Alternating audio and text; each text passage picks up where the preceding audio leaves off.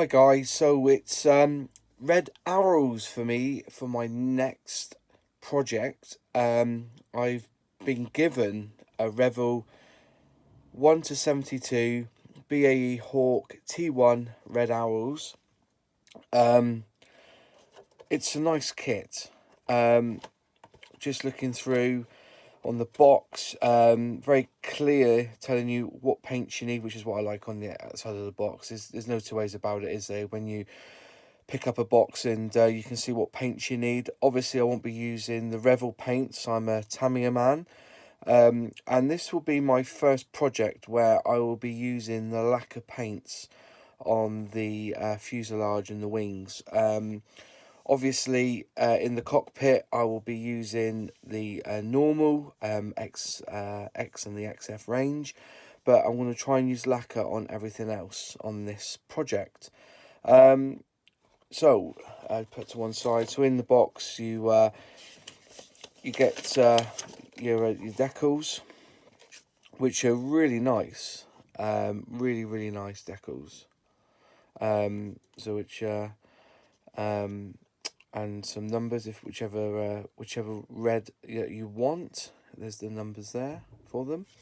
I've just noticed that in the RAF, you've got to put the red dot in the white. All the flags there, etc., even down to the motif and the logo of the red arrows. So 2015 it says there. So this came in it as well, which I presume is just a small brochure, which is quite nice. On the other side, sorry, you've got the other models that they do. The Airbus looks pretty cool, actually. Star Trek. So, but many people have seen this anyway. Just basically the brochure of all their, I presume, their new stuff. So that was in the box as well. Instructions. You can't beat Revell with their instructions, can you?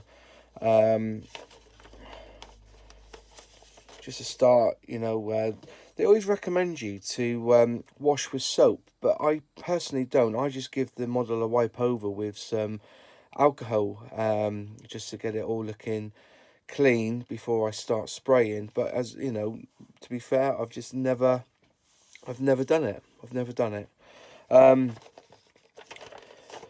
What all their symbols mean, etc.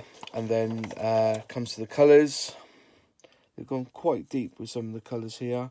Talking about the mixing, 65% 371 to 35% 57. But personally, I wouldn't be bothering with that. I'm just going to try and keep it down to about 4 to 5 colours.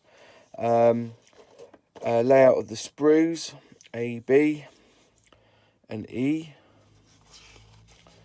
So the page, and here we go into the actual instructions. So simple, it really is. Flags, the colours, and as you go around, putting all the bits together. Very nice. They're saying here to spray these bits, but personally, I think that if anything red, I'm just gonna airbrush with the lacquer paints. I don't think there's any need really to do it beforehand, but we'll get there. As I said, another, and there's the place where you put all the decals. And just reading up on them, there's a hell of a lot of decals in this kit to put on. So there's the instructions. Let's get to the decals now. Let's just fold them down, put that there. So they're in red, which is good. Very nice detail. If I just get in close, you can see if you can just see that. Very nice. And there's number A. Not a lot of flash on this kit. Nice markings there. There's the seat.